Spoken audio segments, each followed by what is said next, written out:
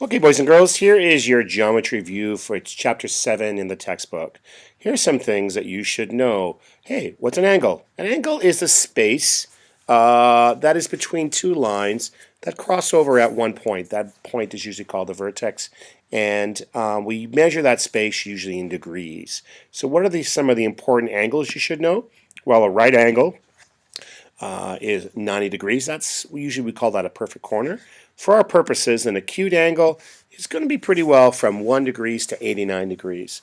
And we use that little saying, oh, it's so cute, the angle, because it's small. Larger angles are obtuse, and we're going to say that's between 91 and 179. And finally, a straight angle is, as it implies, a straight line, and it is 180 degrees. You should be able to visually estimate some of the important angles. I wrote them here: 30, 45, 60, 90, 135, 180. Let's start with 45. If you know the 90, then you know 45 is going to be halfway between that. Now, a little bit less than that will be the 30, a little bit more than that will be the 60, and 135 is a right angle plus 45 degrees. So that is going from the baseline all the way up and over and about halfway between straight up and down and line flat. Okay. I also put down here, hey, what does 270 degrees look like? And maybe do me a favor and draw what 270 looks like. Inside this box today, I'm going to ask you to draw some of the angles and estimate some of the angles in this space here. Now let's go down to using a protractor. How do you use a protractor? What I usually do is I look for a baseline in the angle, whatever the flat line is, the one at the bottom. I make that nice and straight, and I put my protractor down so that the vertex is right at the center of the protractor.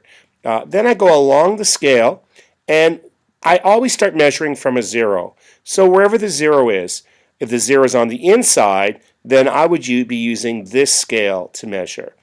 If the 0 happened to be on the outside, then I would measure that part. One of the big boo-boos is that when kids measure, they use the wrong scale. But also, when you take a look at an angle, in your mind, do a quick estimate, and then confirm that with what the protractor says. That way, you should get the right answer. You shouldn't get example, like if you're measuring an angle and it's 45 and you say 135, then you'll know that you used the wrong scale. Okay, triangles. Triangles, of course, are polygons that we spend a lot of time talking about. There's different ways of organizing triangles. One way of organizing triangles is to look at the different side lengths. What are the lengths of the sides? If all three are the same, it's called an equilateral. It has the same sides and it has the same angles. These little tick marks can mean the same size, and sometimes they mean that the lines are parallel. Not in this case, though. These means they're three sides the same. Isosceles means that you've got two of the same, and by the way, these two angles are also the same at the bottom. Finally, Mr. Scalene is the odd man out because none of his sides are the same and none of the angles are the same. Another way to organize triangles is based on the angle that they have. In a right triangle has one right angle right here, and acute angle means that all the angles are less than 90, and in an obtuse triangle you have one angle that's greater than 180. One giveaway for an obtuse triangle is when you have the base, the point does not sit over the base. It's leaning off to one side, and that's because this angle is greater than 90. This is one classic obtuse triangle. The other one would be a really flat triangle, like a really wide roof that's not very tall. That also ends up being often an obtuse angle. One super important thing to remember is the sum of the interior angles of all the triangles is 180. What that means is if you add up all the angles in a triangle, then it will be 180. For the test, you should know how, if I gave you two of the angles, to calculate what the third angle could be, or maybe I give you a side length and an angle or two, and you have to draw those triangles. Quadrilaterals are a form of polygons that we spend a lot of time talking about. And again, a polygon is just any closed two-dimensional shape with straight lines. It can be, as long as it doesn't have a hole in it and has straight lines, it's a polygon.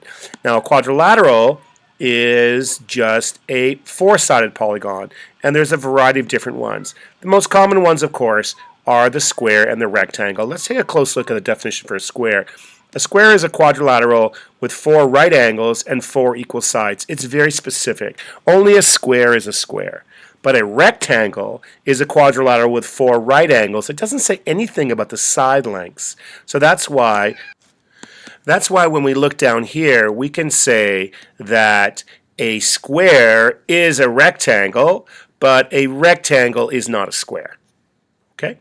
Let's now move on to a rhombus, trapezoid, and parallelogram. 3 somewhat related shapes. In a rhombus, it's just, again, a quadrilateral with 4 equal sides. Doesn't say anything about a right angle. So in a rhombus here, you could take a square, kind of squeeze the middle and turn it into a diamond shape, and it would end up being it would fall under the rhombus category. So in a rhombus, all these sides are the same. The angles are not the same. But this angle is the same as that angle, and this angle is the same as that angle. Because of that definition, the quadrilateral having 4 equal sides, a little loosey-goosey, that means a square is also still a rhombus because it also has 4 equal sides. Now let's go down to a trapezoid. A trapezoid is a quadrilateral with only one pair of parallel lines. So here's Mr. Trapezoid. It has one pair of parallel lines. The top and the bottom are parallel. This is a classic trapezoid that you see. But you could also have a right trapezoid, and that would be more, you would have more straight lines here with right angles and only one slope. Or you could have 2 different slopes. As long as 2 of the lines are parallel, you've got a trapezoid. And now let's go quadrilateral with 2 pairs of parallel lines. So this is this parallelogram. It has 2 pairs of parallel lines. This reminds me of a rectangle that's kind of tilted over.